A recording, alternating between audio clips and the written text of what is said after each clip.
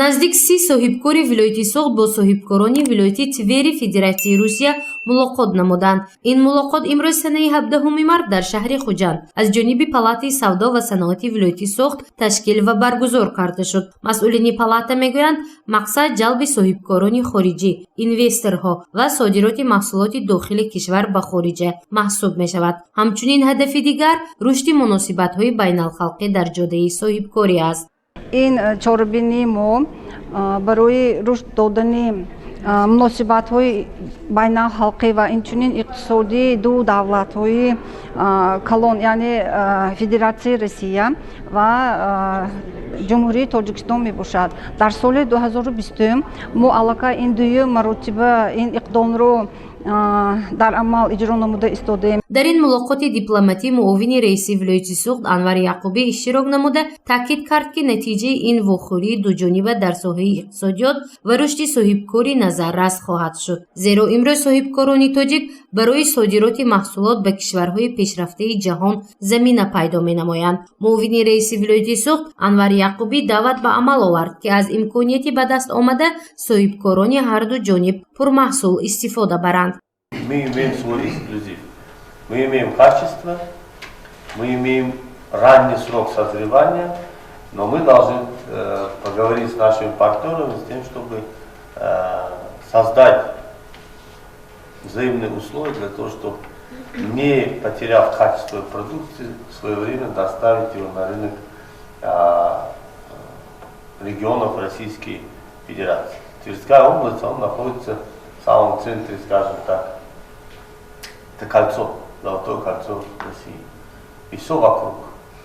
Мы, если не можем войти в Москву, потому что там очень высокая конкуренция, скажем так, да, давайте вместе с нашим продуктом, совместно с нашими коллегами войдем в Тверскую область и оттуда создадим другой центр распределения нашей продукции. имрӯз нахуст мулоқоти соҳибкорон аллакай аввалин заминаи нави ҳамкориро ба роҳ монд.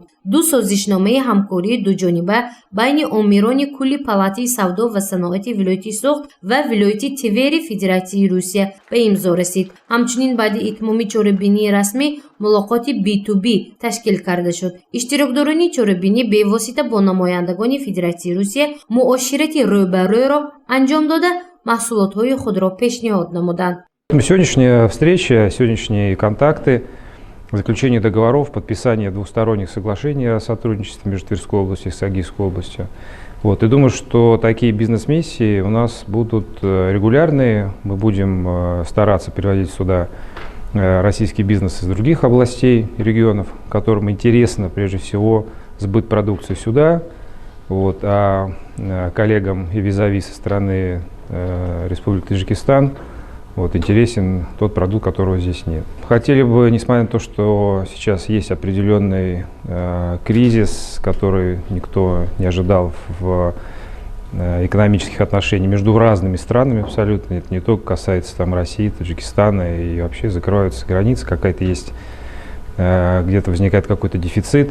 И мы считаем, что это окно возможностей, в том числе для российского бизнеса совместно с таджикским бизнесом. Мы хотим видеть здесь контракты, хотя бы либо предварительные договоренности, какие-то мягкие договора, которые потом будут реализовываться. Потому что России есть что предложить. Задача у нас стоит увеличение экспорта. В том числе нас интересует и импорт из Республики Таджикистан. И это тоже мы хотим здесь видеть, потому что в республике эта область уникальная. Здесь есть и ранние сорта тех же фруктов и овощей, и зелени. Есть и поздние сорта. Это то, что интересно российскому рынку. Заключение контрактов, заключение договоров о сотрудничестве, даже сезонных или долгосрочных.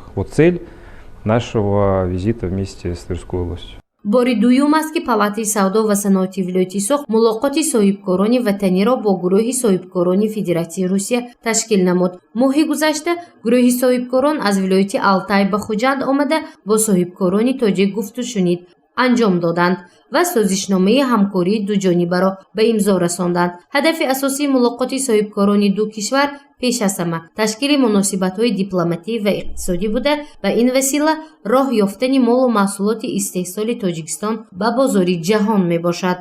гузорши Мафнушкур ва Нуриддин Ҳакимов барои барномаи иттилоотии Хабар.